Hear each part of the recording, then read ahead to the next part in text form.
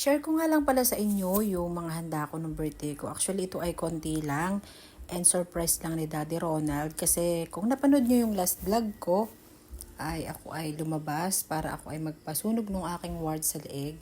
Then, pagdating ko, ayan na, may handa na si Daddy Ronald. Mabilis ang pagluluto. Nag-order siya ng konti sa labas, yung mga sapin-sapin and everything. Then, si Tita Eva naman at Tita Jen ay gift naman sa akin yung salad. Yung vegetable salad. Then, ito, luto ito ni Daddy Ronald itong sweet and sour. Then, rice and konting handa. So, yun. From 32 to 33 years old and thankful kay God dahil nakarating sa ganung edad.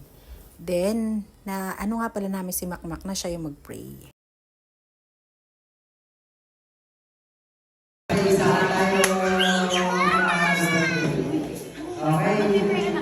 Tayo mag-pray. Panginoon Diyos, maraming salamat sa mga ito, sa mga pagkakas, sa pagkakas namin. Panginoon, kami ay nagsiselebrate ngayon ang birthday at Wilma na sana po ay bigyan mo pa siya ng maraming karawan at maging isang mabuting ina sa kanilang anak, Panginoon. Panginoon, bigyan mo sila ng kasapatan at kaulungan sa pag-isa. Sana po ay aming pagkain na sa salunan, sa dito. Gawa po ay pinipili kalakasan, kalusugan ng aming pagkakas. Salamat po sa pagkain, sa pagkain ng Jesus. Amen.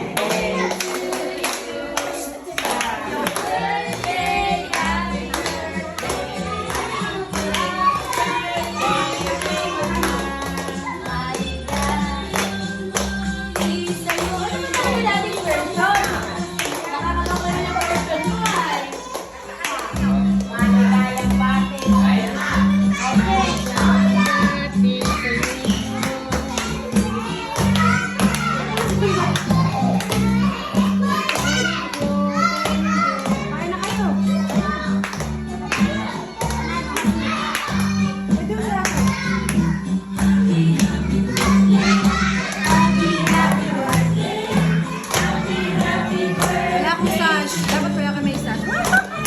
May isa siya 33 years old.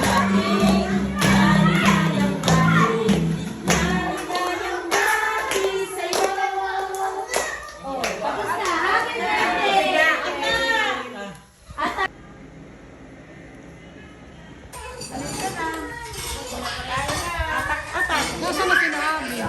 Dong, kain na.